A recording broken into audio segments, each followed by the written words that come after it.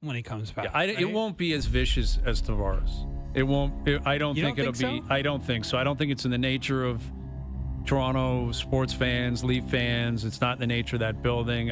It was a different. It's viewed a little bit differently. I think it's a little more complex. Yeah, like Matthews is still here.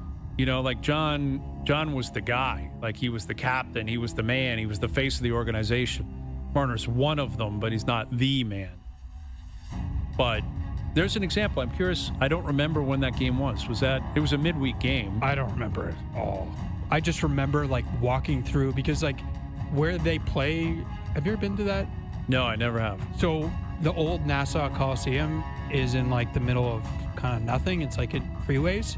And the hotel, like the only hotel, is like across the parking lot. So you would walk from the hotel across the parking lot, and fans are like, they're having beers and stuff. They're tailgating before the game. And like that's when you saw the stuff of like people like burning his jersey in the parking lot. It's just like, what is going on here? Like they really dislike him and dislike him for leaving. Mm-hmm. There's no tailgate here because it doesn't work that way. I could see it being not quite that venomous. No, but like, I just don't think it's in the nature. Like those are New Yorkers, like New York sports fans. The Islanders have Long Island is a little, and they got like a self-esteem issue because the Rangers are bigger and all that. Like the Leafs, it's. I think it's different. But Ryan's saying that was a Thursday night game, so I don't know what that means in terms of profile.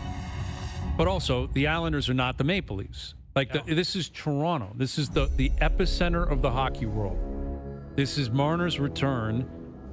You have to platform this. You can't bury it. It's going to be just an incredible buildup, an incredible story. Yeah.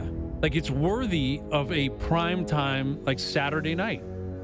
That's what it's worthy of. Where you rehash everything. And yeah, is it possible it's not to even play in Vegas first? Yeah, that's possible for sure. I don't think you can predict that. But that doesn't matter. Like that, him playing, they'll meet, there'll be shots before, the guys hugging and, all that kind of stuff. And the media will get down there and talk to him. The Toronto media will be there, and he'll I'm sure, do scrums, and Mitch will talk. But it'll be different when he comes back here. But if I'm the NHL, like I am making sure that is a big platform game. Because all the Western teams, they do Toronto, Ottawa, Montreal, usually 3 games in like 4 or 5 nights. And it may work out. I wouldn't be surprised if, again, he's in Ottawa on Tuesday, Toronto on Wednesday, or something like that, or a Sunday, Saturday, Sunday, Tuesday, and it's, something like that where he's in and out quick. But I'd platform it because once it's done the first time, that'll be it. If you were going to go to the game, I will be at that game. Okay, but you're going to go to the press box. Yes, right? I probably won't be in the seats. Let's say you did go in the seats. What would you do? I'm not booing or anything like that. Like I wouldn't. You're just doing nothing. I wouldn't do that. And that's not like, oh, I'm so cool or anything like that. I don't know. I would feel uncomfortable personally doing that. Yeah. I wouldn't do that, but I want to experience what it's like because I really don't know what to predict. Like I do think it'll be loud. I think there'll be a lot of booing. I think there'll be some cheering. I think the team will play the montage, right? Welcome back. They better do more than a montage. Like, what would you expect them to do? You can't do the same thing for like Pierre Engvall that you do for Mitch Marner. Sorry. So what should he get? A silver stick at center ice? It's a good question. Like, what do you do in a situation like that? Because those does he really want it? Do you think he'd want more of a profile in a night like that? Yeah, like something that. Yeah, I don't know what he wants, but I think he deserves that. Like he's one of the 10 best players in the team history. Maybe 5. I don't know. No, he's not. He's not. Okay, well, I don't think he's not in the top 10 either. In terms of talent, he's top 5. In terms of talent? Yeah. He's 5th in points. Like I get it. He's been here for 9 years. Points per game are him and Matthews and Gilmore. Like I don't know. His legacy is so complicated because there's so much good and so much nothing like he's not a top 5 Leaf ever.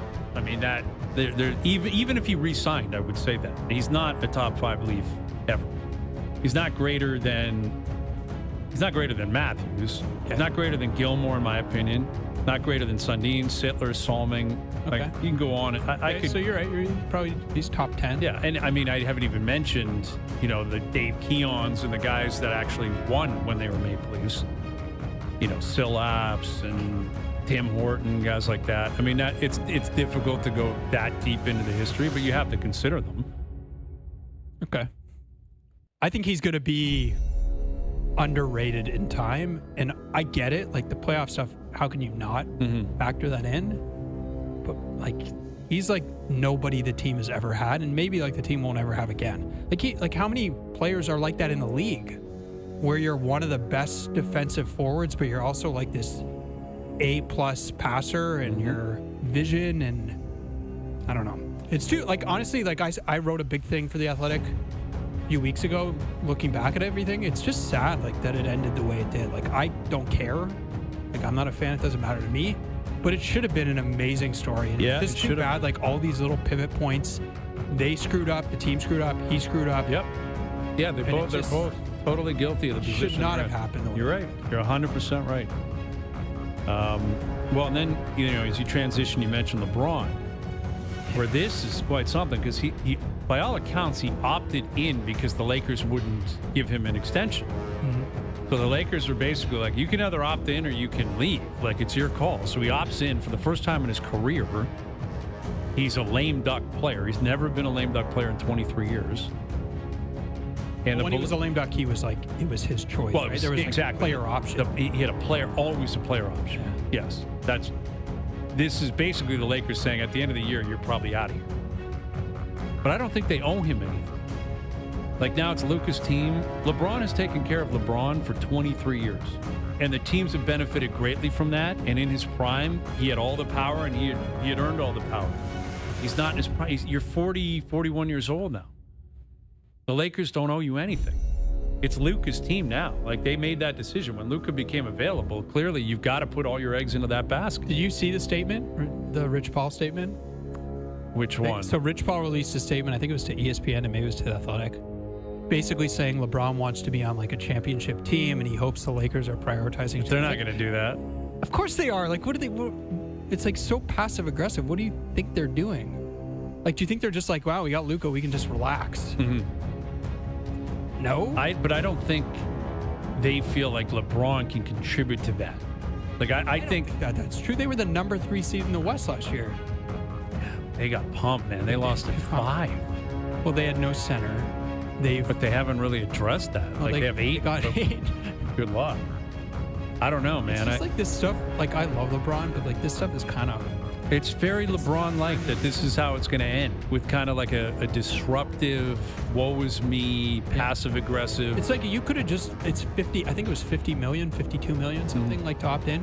So he could have just given away that, not taken it, and just signed anywhere he wanted for less, way less. Yeah, but instead I'm going to opt in and then act sour that you're not treating me properly. Like, well, come on, dude.